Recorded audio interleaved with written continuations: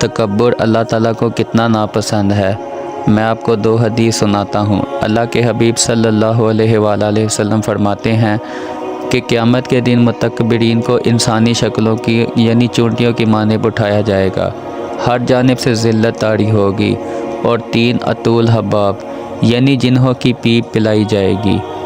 एक और जगह नबी पाक सल्लल्लाहु अलैहि वसल्लम फरमाते हैं, जो तकब्बुर की वजह से लोगों को दिखाए यानी तकब्बुर का लिबास पहने, अल्लाह ताला उस पर क़यामत के रोज़ नज़र नहीं फरमाएगा।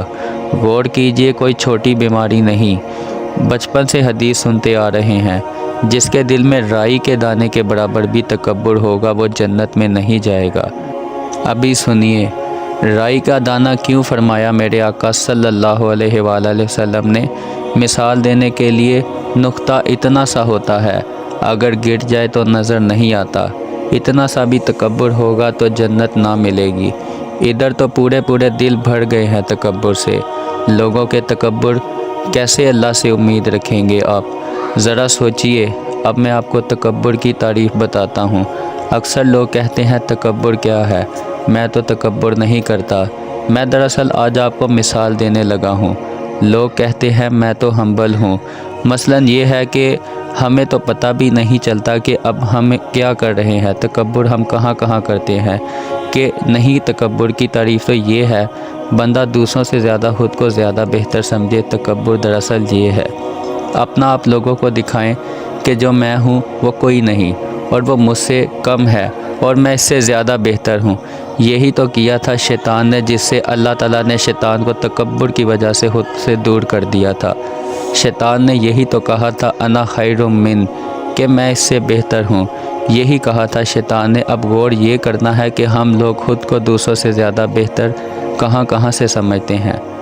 पहला तकब्बुर तो ये है कि इंसान चाहता है कि जब मैं जाऊँ तो लोग बड़े ही प्रोटोकॉल के साथ खड़े हो जाएं और मेरा इस्तकबाल करें। अगर लोग खड़े ना हो तो बुरा फ़ील करते हैं कि मैं गया था तो कोई खड़ा ही नहीं हुआ। इसका मतलब क्या है? अपने दिल से पूछिए ना। आप समझते हैं मैं इनसे बेहतर हूँ, इनको खड़ा होना चाहिए था। एक बार नबी पाक सल्लल्लाहु अलैहि वसल्लम, अब मैं उनकी बात करता हूँ जिसका हमने कलमा पढ़ा है, जो अर्श के मेहमान हैं, जिनके सर अब कायनात बनी है। नबी पाक सल्लल्लाहु अलैहि वसल्लम एक बार अपने कमरे से बाहर आए तो एक अराबी गांव के रहने वाला नबी पाक सल्लल्लाहु अलैहि वसल्लम रोबे नबूवत जलाले नबूवत को देखा तो थरथरा कांपने लगा। नबी पाक सल्लल्लाहु अलैहि वसल्लम फरमाते हैं, क्यों डर रहे हो? मैं भी तुम्हारी तरह का इंसान हूँ। मैं एक अरबी औरत का बेटा हूँ जो खुश्क बोश खाया करता हूँ। एक बार नबी पाक सल्लल्लाहु अलैहि वसल्लम अपने घर से बाहर आए।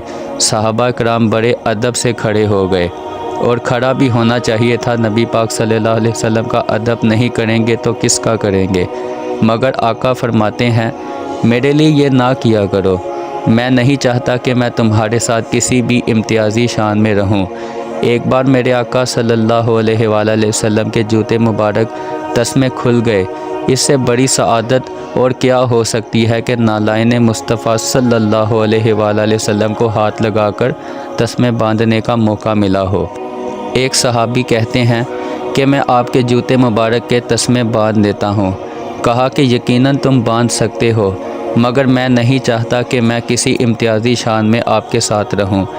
एक वो आका हैं जो रब के हबीब हैं। आप सल्लल्लाहु अलैहि वसल्लम का स्टेटस देखें। सैयद आला हज़रत कहते हैं, ज़मीन व ज़मा तुम्हारे लिए, मकीन व मकान तुम्हारे लिए, चुनी व चुना तुम्हारे लिए। प्यारे आका मसला सुलझाने के लिए हैं। लोगों का हाल तो ये है कि थोड़ा सा पैसा मिल जाए तो थोड़ा सा बुलंद रुतबा मिल जाए तो फिर पैर ही ज़मीन पर नहीं लगते। इंसान को इंसान ही नहीं समझते। दूसरी मिसाल, लोग कहते हैं कि अगर मैं कहीं चला जाऊं तो लोग मुझे देखकर सलाम किया करें। मैं करूं ना करूं लेकिन लोग ज़रूर करें सलाम। ये भी तकब्बुर की निशानी है। शैतान तो इतना मरदूद है, शैतान की ही बात हो रही है मरदूद की। जब हम अच्छी बात कर रहे हों तो ऐसे मौका पर शैतान कोई और बात याद दिला देता है। हाँ, ये बात ठीक है, फ़लाँ आदमी ये करता है, किसी और का नहीं सोचना चाहिए। लोग मुझे सुन रहे हैं, भाई बहन खुदारा किसी के बारे नहीं, اپنے آپ سے باتیں کریں کہ میرے ساتھ ایسا ہے کہ نہیں۔ اگر کوئی دوسرا کرتا ہے تو وہ جانے اور رب جانے، ہمیں کیا پتہ کہ کسی کے دل کی کیا نیت ہے، اس کے دل میں کیا ہے۔ اپنی بات کرو کہ جب میں کہیں جاتا ہوں تو میرا دل کیا کہتا ہے کہ لوگ سلام کریں، میں سلام میں پہل نہ کروں۔ ہمیں چاہیے کہ ہم خود سلام کیا کریں، اور یہ اللہ تعالیٰ ایک طرف سے ثواب بھی ہے سلام کرنا، یہ بھی ایک نیکی ہے، یہ تکبر کی نشانی ہے۔ اب یہ انداز تو ہمارا ہے، اب چلتے ہیں نبی پاک صلی اللہ علیہ وآلہ وسلم کی بارگاہ میں۔ میں آپ کو آقا صلی اللہ علیہ وآلہ وسلم کی سیرت کا ایک ایک پہرا بھی بتاتا جا رہا ہوں۔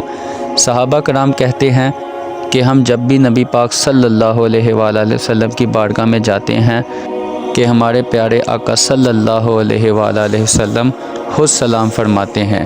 ایک بار صحابہ فرماتے ہیں کہ ہم نے پلان کیا کہ ہم نبی پاک صلی اللہ علیہ وآلہ وسلم سے پہلے سلام کریں گے۔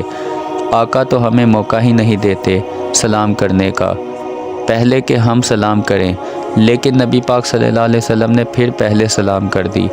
اور جو اب میں بات کہنے جا رہا ہوں، ایمان تازہ ہو جائے گا آپ کا۔ اگر اچھی لگے بات تو 2 رکعت نفل شکرانے کے ضرور پڑھ لینا۔ سنو، علماء کہتے ہیں یہ بات ختم نہیں ہوئی، آج بھی روضہ رسول صلی اللہ علیہ وآلہ وسلم پر جب کوئی غلام جاتا ہے، اس سے پہلے کہ کوئی وہ سلام عرض کرے، نبیوں کے آقا جناب رحمت للعالمین کی عادت کریمہ ہے، اپنے امتی کو سلام کرتے ہیں۔ آپ صلی اللہ علیہ وآلہ وسلم ہی آج بھی سلام پہل فرماتے ہیں۔ تیری عاجزی پہ لاکھوں سلام، تیری سادگی پہ لاکھوں کروڑوں درود و سلام۔ اپنے دل سے پوچھو، شیطان نے یہی تو کہا تھا، انا خیر من، میں اس سے بہتر ہوں۔ کہیں تمہارے دل میں یہ تکبر تو نہیں آ گیا؟ سبحان اللہ، علماء نے تکبر کا علاج بھی یہ بیان کیا ہے۔ اگر کوئی شخص یہ چاہتا ہے کہ دل سے میرے تکبر دور ہو جائے، اگر کسی کو وہ جانتا ہے یا کسی کو نہیں جانتا، سب کو سلام کیا کرے، انشاءاللہ تکبر سے پاک ہو جائیں گے۔ ایک اور بات بتاتا ہوں آپ کو، یہ بھی سوچنا چاہیے، لیکن اپنے بارے میں کسی اور پر متوجہ نہیں لگاؤ۔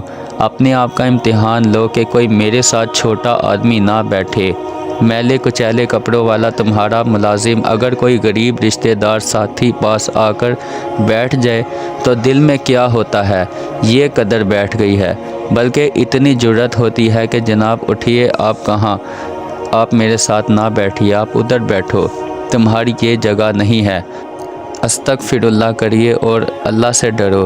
اللہ کے نبی پاک صلی اللہ علیہ وآلہ وسلم اس کے امتی کو یہ کہہ رہا ہوں، میرے پاس مت بیٹھو۔ نبی پاک صلی اللہ علیہ وآلہ وسلم کا رویہ کیا تھا؟ میرے آقا صلی اللہ علیہ وآلہ وسلم جب سواری پر جاتے تو اپنے حبشی غلام کو ساتھ بٹھا لیا کرتے تھے۔ کبھی وہ آقا صلی اللہ علیہ وآلہ وسلم کے آگے بیٹھتا تو کبھی پیچھے بیٹھتا تھا۔ تو آپ سب بھی عبرت پکڑ لو، آئندہ تکبر نہ کریں گے۔ نبی پاک صلی اللہ علیہ وآلہ وسلم کی سیرت کے نقش قدم پر چلو۔ جزاک اللہ۔